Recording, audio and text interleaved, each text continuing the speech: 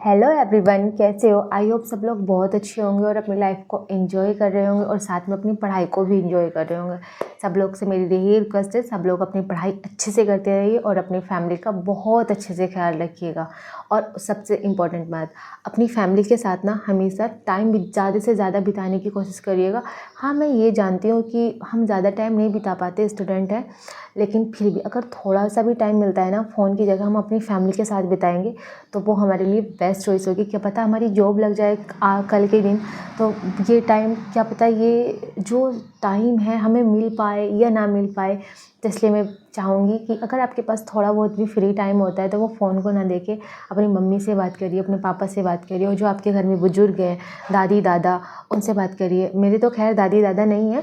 जब मेरे दादी दादा थे तो मैं मतलब मुझे दादी से ना थोड़ा ज़्यादा डर लगता था, तो मैं अपनी दादी से तो ज़्यादा बात नहीं करती थी, लेकिन हाँ, अपने दादा से बहुत सारी बातें करती थी। और मेरे दादा ने तो मुझे बहुत सारी अपनी ज़माने की बहुत सारी स्टोरीज़ भी सुनाई हैं। मैं आपको कभी टाइम मिलेगा तो मैं आपको ज़रूर बताऊंगी वो दारा सिंह की स्टोरी। और कैसे पहले ज़माने में वो दादा मेरे बताते थे, क्या था वो मैं भूल रही हूँ, बोलते थे छलावा छलावा बोलते थे। पहले छलावा हमारे साथ काम कराता था खेतों में, लेकिन अब ये पहले की बात है, अब की नहीं।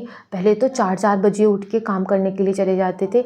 और ना ही पहले जैसा मौसम है, दिन है, और ना ही अब पहले जैसी जर्नी रही है। अब सबके पास इतने रिसोर्सेज हो चुके हैं, खेती करने के भी, सब चीज़ करने के भी। चलो ये सब बातें छोड़ के अब आते हैं अपने मेन पॉइंट पे, जिसके बारे में मैं बात करने के लिए आई हूँ, यूपी पुलिस कांस्टेबल की। ओके, तो आखिरकार वो भर्ती आ ही गई जिसका हमें बेसब्री से इंतज़ार था। उसमें कुछ चेंजेस देखने को मिले हैं, और वो चेंजेस अच्छे हैं या ख़राब हैं, चलो फिर जानते हैं कि वो चेंजेस क्या हैं। आप लोगों को पता होगा कि अभी भर्ती बोर्ड की तरफ से एक नया नोटिस जारी हुआ है, जिसमें उन्होंने बोला है कि निगेटिव मार्किंग ख़त्म। अभी पूरा क्लियर नहीं हुआ है, लेकिन इस पर चर्चा चल रही है कि उसमें निगेटिव मार्किंग रहेगी या नहीं रहेगी। जैसे यूपीएसआई में होता है, उसमें कोई निगेटिव मार्किंग नहीं रहती, लेकिन हाँ, उसमें 35 नंबर लाने हर एग्ज़ाम में नहीं, हर सब्जेक्ट में लाने कंपलसरी होते हैं, तभी आपके पासिंग मार्क्स माने जाते हैं। 100 नंबर का एक वो रहता है सब्जेक्ट, तो उसमें 35 नंबर लाने अब कंपलसरी रहता है। अब इसमें देखते हैं कि इसमें 30% ही बोला है कि अभी इसमें ये क्लियर नहीं किया गया है कि हमें मतलब सब्जेक्ट में, हर एक सब्जेक्ट में लाने हैं या फिर टोटल सब्जेक्ट का हमें ये लेके आना। अभी ये तो हमें क्लियर नहीं है, तो अब देखते हैं कि वो तो तभी क्लियर होगा जब भर्ती हमारी आ जाएगी, या फिर हमें नोटिस एक क्लियर तरीके से दिया जाएगा कि हाँ, उसमें हमें ये करना है, वो करना है। कि अब चलो मैं आपको कुछ बता देती हूँ इसके बारे में। और वैसे तो आप लोगों को सर लोगों ने काफ़ी हद तक ये जानकारी दे ही दी होगी, आप लोगों को पता ही होगा कि क्या है क्या नहीं। कुछ भर्ती पर बदलाव देखा जा रहा है, जिसमें पीएससी की भी 9900 भर्ती को प्लस किया गया है। और मैं आपको बताती हूँ कि इसमें और कौन कौन सी भर्ती जोड़ी गई हैं। महिला की पीएससी भर्ती को इस बार भी शामिल किया गया। घुड़सवार की एसएसएफ की जो कि न्यू भर्ती जोड़ी गई है।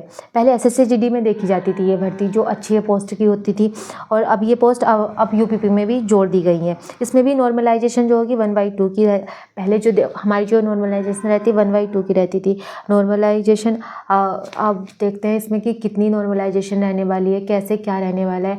पता है, इस बार भी मेरा फाइनल मेरिट में सिलेक्शन होने से रह गया, जिसके पहले मेरा क्या, मैंने जो मतलब जो मेरे फ्रेंड्स थे, किसी का पॉइंट से रहा है, किसी का जो पॉइंट, जब कोई इंसान पॉइंट से रहता है ना, उसका बहुत ज़्यादा दुख होता है कि बंदा पॉइंट से रह गया। पॉइंट की पता है, पॉइंट की जब हमें लिमिट का उसकी वैल्यू का पता चलता है कि जब हम सामने से ना, मुंह के आगे से हम दूध पीने जा रहे हो, वो हमारे हाथ से छीन के ले जाए। सब उम्मीद लगाए बैठे रहते हैं कि हमारा सिलेक्शन इतने में हो जाएगा, और जितने भी टीचर्स लोग बता रहे थे कि इतनी कट ऑफ जाएगी, काश अगर ऐसा निगेटिव मार्किंग का सिस्टम अगर पहले इस बार होता ना, 2025 में जो फाइनल सिलेक्शन हुआ है, अगर ऐसा होता तो शायद आज हम भी ट्रेनिंग पे के लिए जा रहे होते। कि मेरा भी जो फाइनल सिलेक्शन में रह गई थी, मैं यूपी पुलिस के फाइनल मेरिट से मैं बाहर हुई हूँ।